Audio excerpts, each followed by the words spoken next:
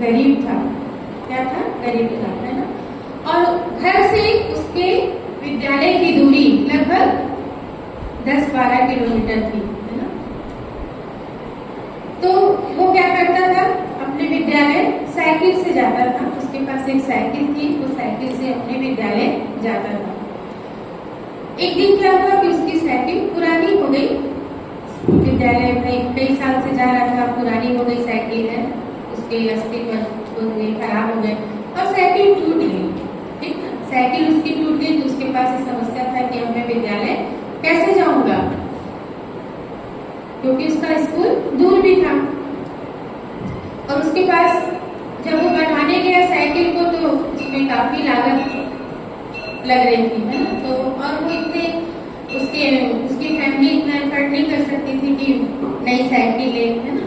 तो वो सोचा बच्चा कि मैं विद्यालय तो जाऊंगा। और वो क्या करता? सुबह 4 बजे उठता, है ना, अपने कार्य को करता और पैदल ही विद्यालय चला जाता, है ना।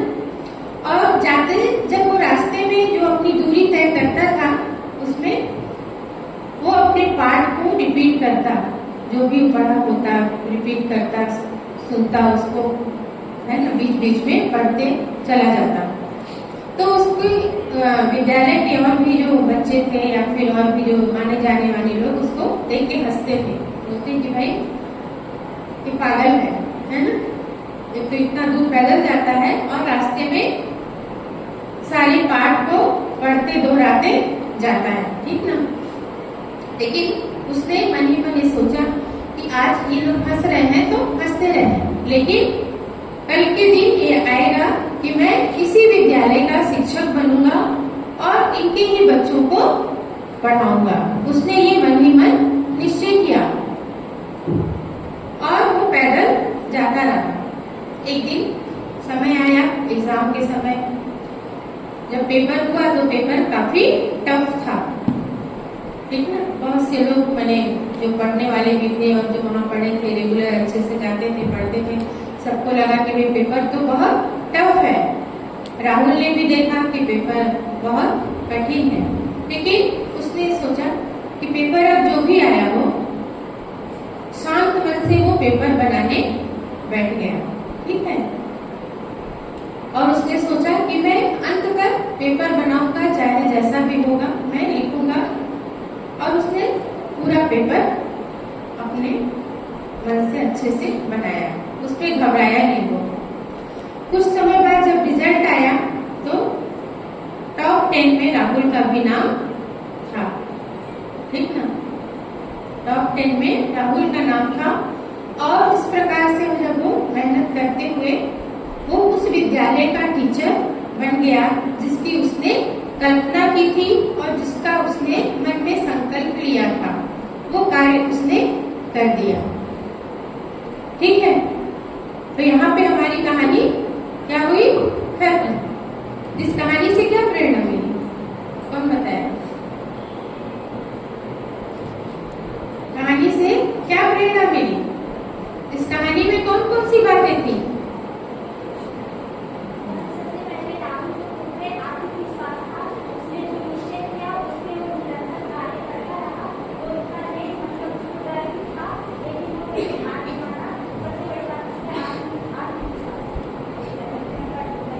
बहुत अच्छा। और कुछ? राहुल का जो लक्ष्य था कि वो एक मास्टर बनेगा, जो लोग हंस रहे हैं उसके ऊपर, और वो उन्हीं के बच्चों को पढ़ाएगा। उसका जो लक्ष्य था, जो फोकस था, वो अपने लक्ष्य पर, और वो बना, पूरा हो गया, है ना। आत्मविश्वास था, लक्ष्य भी उसका पूरा हुआ। और इससे क्या मिला हमको? उसके अंदर आत्मविश्वास, लक्ष्य निर्धारण और सकारात्मक सोच की भावना थी। बहुत अच्छा, थी ना। उसने पेपर को जब देखा कि कठिन पेपर है, उसने क्या किया? उसको पॉजिटिव वे पे लिया, है ना। उसने उसको नकारात्मकता की दृष्टि से नहीं देखा कि पेपर इतना कठिन है, मैं नहीं बना पाऊंगा तो क्या होगा मेरा। लेकिन वो ये सोचा कि पेपर चाहे कैसा भी हो, उसको उसने सकारात्मकता के साथ लिया और शांत मन से वो बनाता रहा। तो उसमें इस कहानी से हमको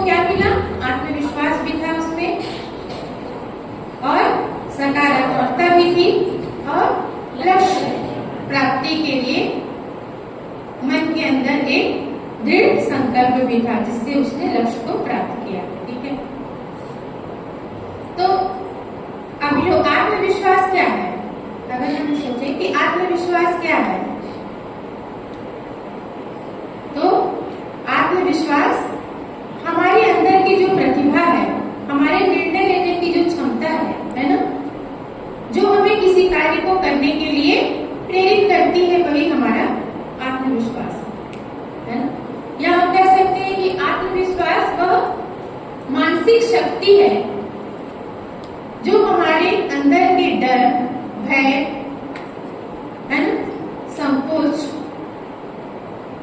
आदि पर विजय पाकर हमारे कार्य को पूरा करने में हमारी सहायता करती है, किसी भी कार्य को। यही तो आत्मविश्वास है ना। अब यहाँ पे हम लोग सोचेंगे कि आत्मविश्वास तो ये है, लेकिन एक होता है अहंकार भी होता है, किसी के साथ होता है ना। तो इसमें हम लोग देखेंगे थोड़ा सा अंतर है ना। क्या अंतर है? आत्मविश्वासी जो व्यक्ति होगा वो क्या होगा? सहृदयी होगा, मृदु व्यवहार वाला होगा। लेकिन वही जो अहंकारी व्यक्ति होगा उसके अंदर क्या होगा कि मैं दूसरे से श्रेष्ठ हूँ, ये भावना आती है ना। देखने में लगेगा कि दोनों एक ही चीज है, लेकिन एक मामूली सा अंतर दोनों में पाया जाता है। अब जो आत्मविश्वास है उसके अंदर हम लोग देखेंगे क्या क्या चीजें हैं। पहला सकारात्मकता है ना। दूसरा है निर्णय लेने की क्षमता है, और तीसरा और क्या है? लक्ष्य निर्धारण है ना। और एक चीज है, और बताए? और भी कुछ है? ईमानदारी। ईमानदारी अपने कार्य के प्रति है ना। तो ये सारी चीजें आत्मविश्वास के अंतर्गत आती हैं। अब हम भी सोचें कि हम, जैसे कोई भी बच्चा है सोचेगा कि भाई मैं इस काम को करूं कैसे, उसके अंदर बहुत सारे विचार उठते हैं, अच्छे बुरे है ना। वो सोचता मैं कर पाऊंगा नहीं कर पाऊंगा है ना। ये यहाँ पर उसको अपने लक्ष्य की ओर से की तरफ से क्या करता है? डगमगाता है ना। पता नहीं मैं इस काम को कर पाऊंगा नहीं कर पाऊंगा।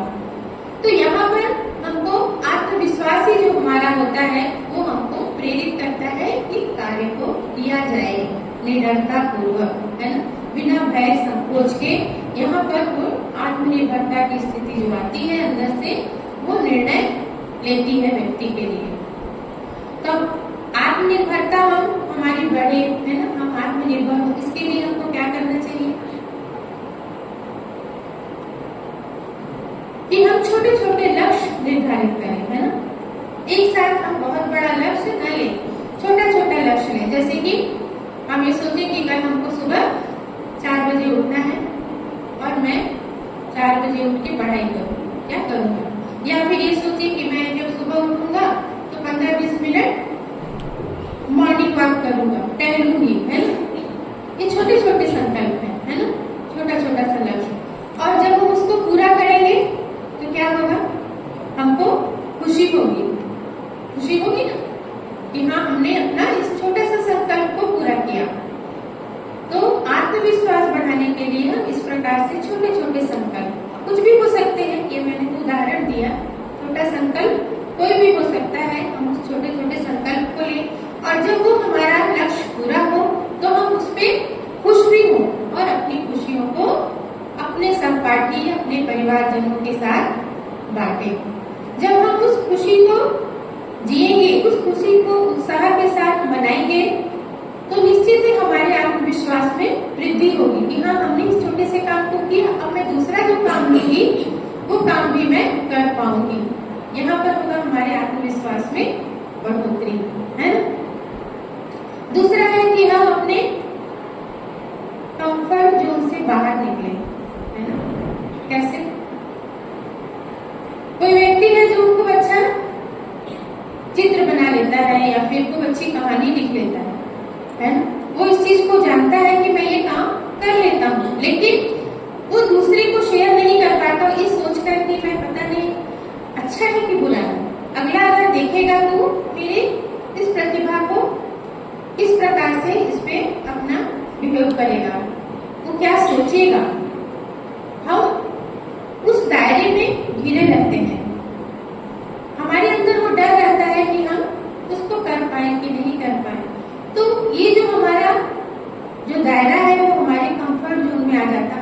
बाहर निकले, हम उस अपनी प्रतिभा को बाहर भी प्रदर्शित करें, दिखाएं, है ना, दूसरों को बताएं कि हाँ हम ये जानते हैं, हो सकता है कुछ उसमें अच्छाई आएगी, क्योंकि हमारे अंदर ये प्रतिभा है ना। अब या फिर हम ये देखें कि अच्छा मुझे तो ये आता है, लेकिन जो मेरा सहपाठी है वो बॉल बहुत अच्छा खेलता है, फुटबॉल खेलता है, लेकिन मुझे तो नहीं आता, मैं तो कहानी लिखता हूँ। लेकिन अगर मैं फुटबॉल खेलता तो शायद मैं भी बहुत आगे बढ़ता। लेकिन वो फुटबॉल खेलना उस बच्चे की प्रतिभा है, न कि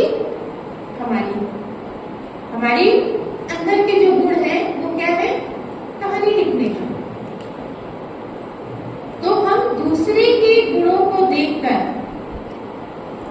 उस पर ये न सोचे कि उसको ये आता है मुझे नहीं आता, अगर मुझे ये आता तो मैं भी बहुत आगे निकल जाता।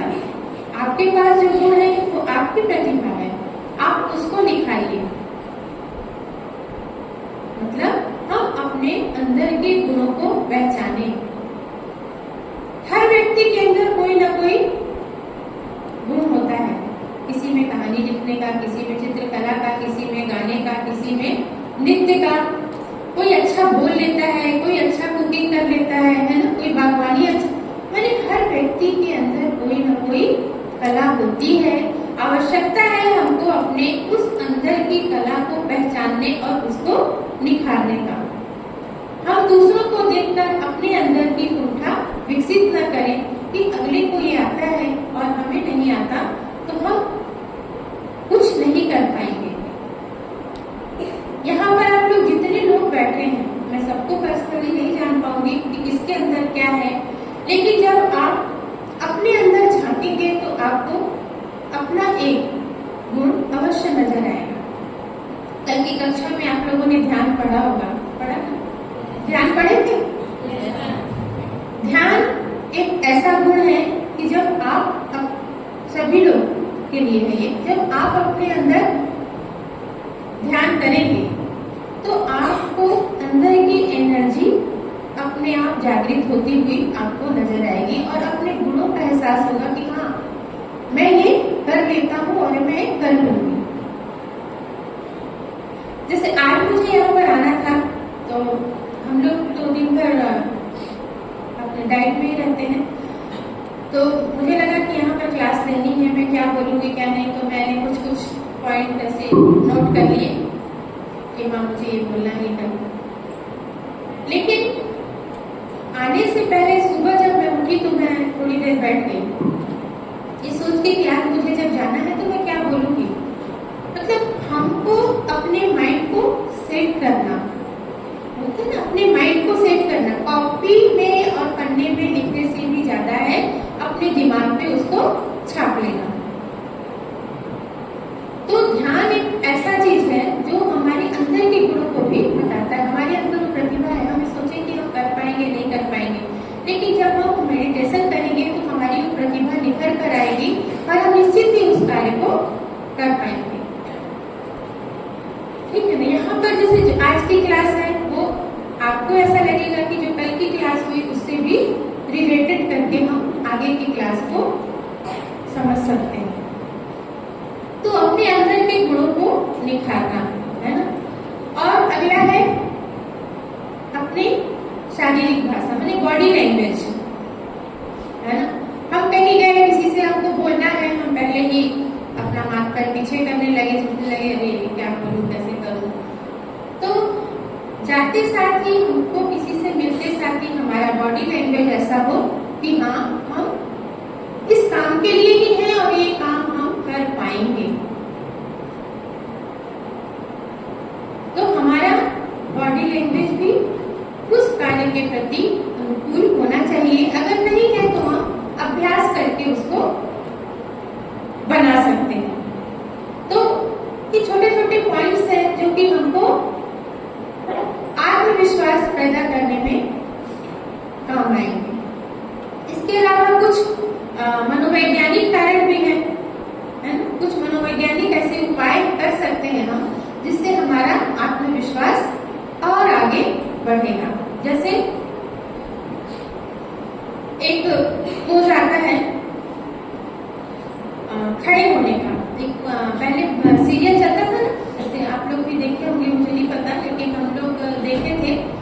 स्पाइडरमैन, ही मैन, सीरियल आता था, बच्चे देखते हैं ही मैन है। उसके खड़े होने का तरीका क्या है, कोई बताएगा?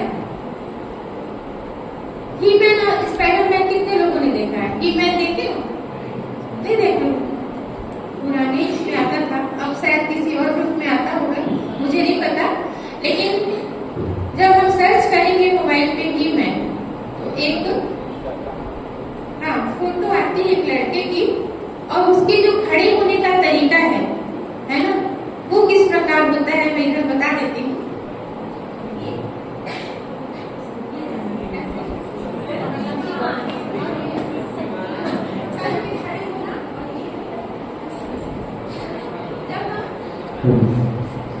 ऐसे खड़े होते हैं तो क्या होता है, हमारे आत्मविश्वास में वृद्धि होती है।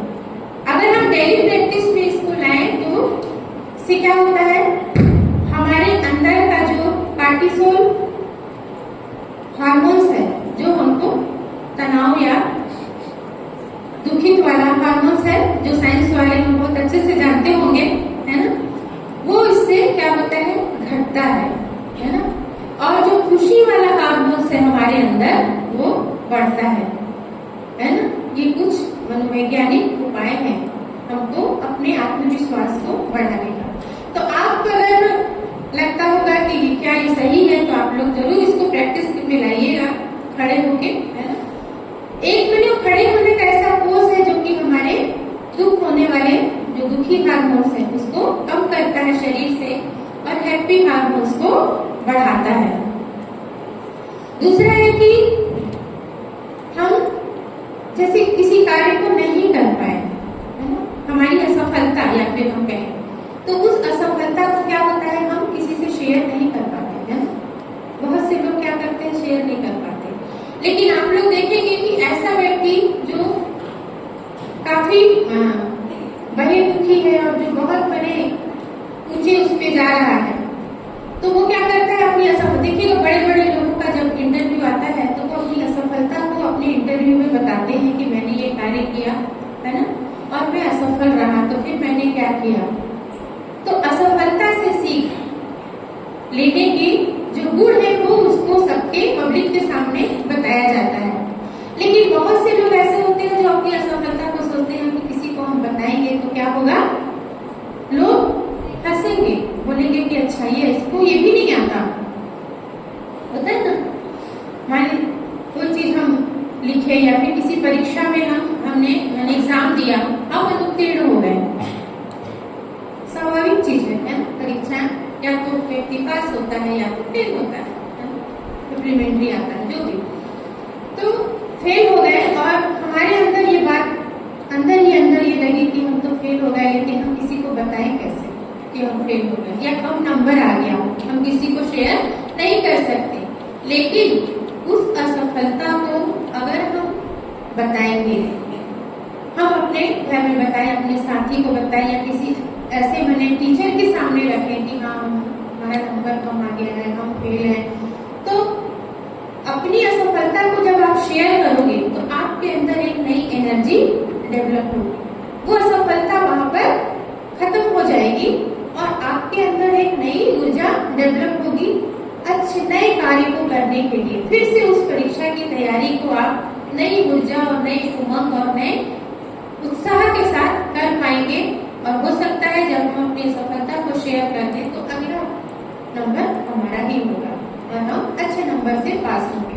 तो अब ये सब मनोवैज्ञानिक वो है ना व्यू है कि ऐसा करने से हम अपना आत्मविश्वास बढ़ा सकते हैं।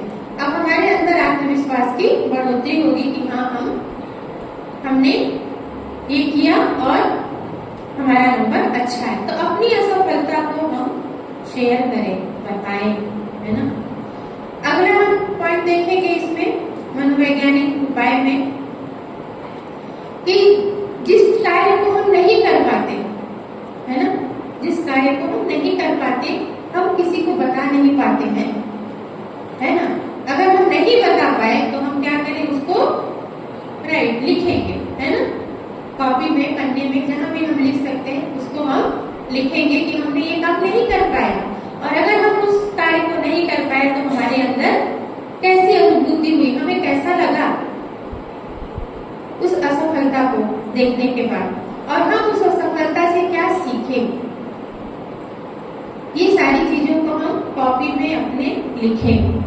और जब हम उसको लिखेंगे कई बार, तो वो जो निगेटिविटी थी वहां पर उस कार्य के प्रति, वो वहां पर खत्म हो जाएगी और हम नए कार्य को कर पाएंगे। हम अपनी असफलता को कहाँ लिखें? अपने कॉपी में, पन्ने में कहीं भी लिखें, और उस असफलता से हमने क्या सीखा, हम उस पर विचार करें कि हम असफल क्यों थे, और उसको भी हम अपने कॉपी पर लिखें। एक बार नहीं, 5 बार भी लिख सकते हो, और जब लिखेंगे तो हमको वो हमारा चैप्टर वहीं पर क्लोज हो जाएगा, और नए आत्मविश्वास के साथ हम अगले कार्य को कर पाएंगे, ठीक ना। अब जो हमारा आत्मविश्वास है, सेल्फ कॉन्फिडेंस, कहाँ पर कम होता है? जब हम कल सोचे, आज हमने सोचा कि हम कल सुबह उठकर पढ़ाई कर लेते हैं, आज हमने रात में सोते समय अपने अंदर ये बात रखी या ये रूटीन अपने लिए बनाया कि कल मैं सुबह उठूंगी या उठूंगा 5 बजे, मॉर्निंग वॉक करके आऊंगा और 6 बजे में से 7 1 घंटे में जरूर पढ़ूंगा। लेकिन मैं ये काम नहीं कर पाया, नहीं कर पाई, कारण कुछ भी हो। अगर हम उस कार्य को नहीं कर पाए तो हमारा जो सेल्फ कॉन्फिडेंस है वो क्या होगा? डाउन हो जाएगा। हमारा जो आत्मविश्वास है वो क्या हो जाएगा? वहां पर डाउन हो जाएगा, अपने लिए ही, कि मैं इस कार्य को नहीं कर पाई। तो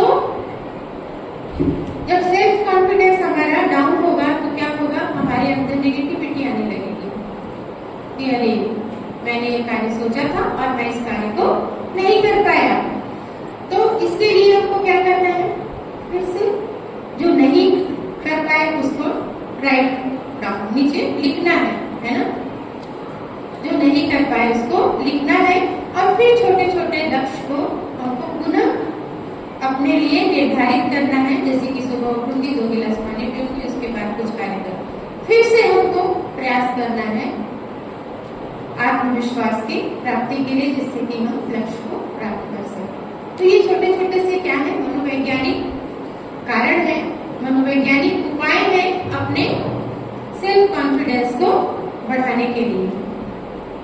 अगला हम देखेंगे सकारात्मकता, है ना, पॉजिटिविटी। तो सकारात्मकता क्या है?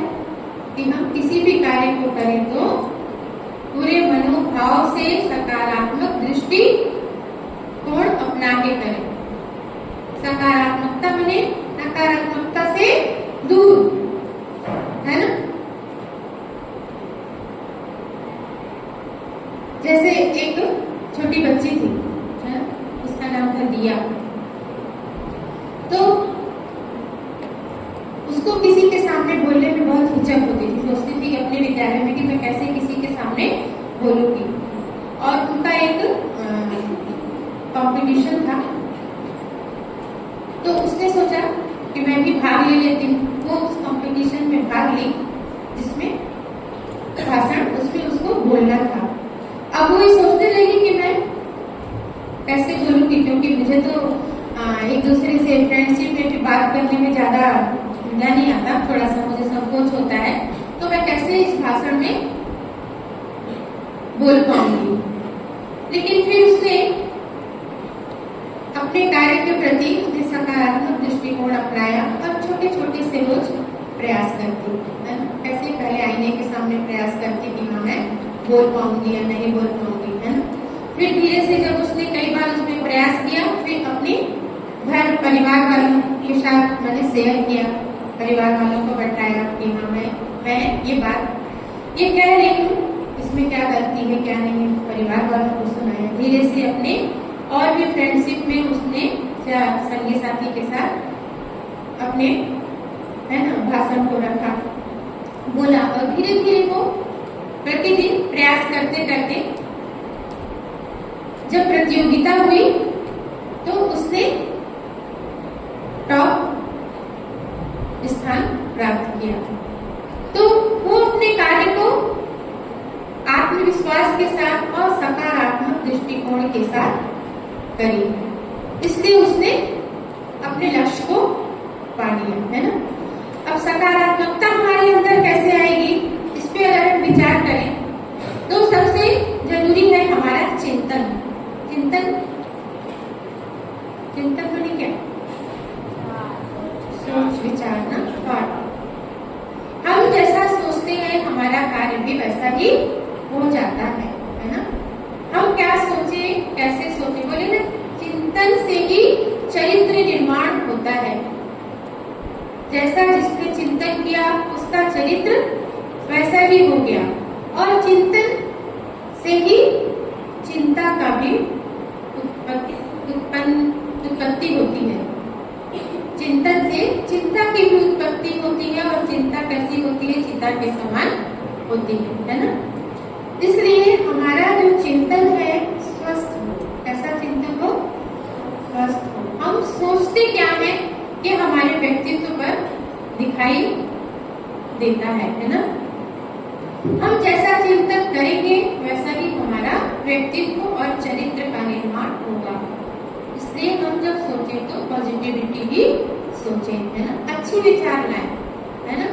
मन में अगर ये सोचेंगे हम दूसरे के प्रति द्वेष कि अरे वो बहुत बदमाश है, जब देखो तब एक दूसरे की बुराई करता है, लेकिन उसमें कुछ अच्छाई भी तो होगी। किसी व्यक्ति के बारे में हम सोचे कि वो बहुत ही खराब सोचता है ना अगला व्यक्ति। हम किसी अपने दोस्त के बारे में सोचें कि अरे वो तो सपोज कोई लड़की है सीमा, वो अपने सहेली रेखा के बारे में सोचेगी कि अरे वो तो दिन भर एक दूसरे की चुगली ही करते रहती है, ये उसका खराब गुण है ना। लेकिन उसमें कुछ अच्छाई भी तो होगी ना। किसी का नाम रेखा और सीमा था क्या? मुस्कुराहट दिख रही है। मैंने एक उदाहरण दिया, आप लोग अपने पर मत लीजिएगा। तो हो सकता है उसके में कुछ अच्छाई भी होगी ना। तो हम जब सोचे उसके बारे में तो उसकी अच्छाई को सोचे। उससे जब बात करें तो उसकी अच्छाई के बारे में बात करें, उसकी अच्छाइयों को हम बढ़ाएंगे, न कि उसकी बुराई को। और कभी कभी तो ऐसा भी होता है, आप लोग प्रैक्टिकल करके देखिएगा कि जब हम किसी की अच्छाई को साथ में लेकर चलते हैं तो हमारे साथ उसकी अच्छाई ही हमारे साथ चलती है, बुराई सेकंड नंबर पे होती है। तो हमारा जो चिंतन है वो कैसा होगा? अच्छाई पे होगा, है ना, अच्छी सोच पे होगा। तो अगर हम अच्छा सोचेंगे तो निश्चय ही हमारा दृष्टिकोण भी सकारात्मक ही रहेगा, है। नेगेटिविटी तो बहुत आती है। किसी भी काम करने को जाओगे तो पहले लगेगा कि अरे हम फिर परीक्षा देने जाओ तो लगेगा फेल तो नहीं हो जाऊंगा, लगता है ना। कोई भी हम नया प्रतियोगी परीक्षा में सोचेंगे, तुम लोग का भी परीक्षा पहले सोचोगे कि अरे पूरी तैयारी अच्छे से हो ना, हो तो कहीं ऐसा तो नहीं कि मेरे नंबर कम आ जाएंगे, किसी विषय में मैं लटक तो नहीं जाऊँ। ये नेगेटिविटी हर कार्य के साथ चलती है ना, ये नकारात्मक। तो इसको हमको क्या करना है? हटाना है। हर चीज के प्रति हमको पॉजिटिव थिंकिंग रखना है ना। किसी से भी मिले तो हम उससे सोचे कि नहीं, ये व्यक्ति हमारे लिए अनुकूल है, ये अच्छा है, ये जो सोच रहा है अच्छा है, निश्चित ही वो हमारे कार्य में मदद करेगा। हम ये सारा सकारात्मकता को हम अपने घर, परिवार, बाहर कहीं भी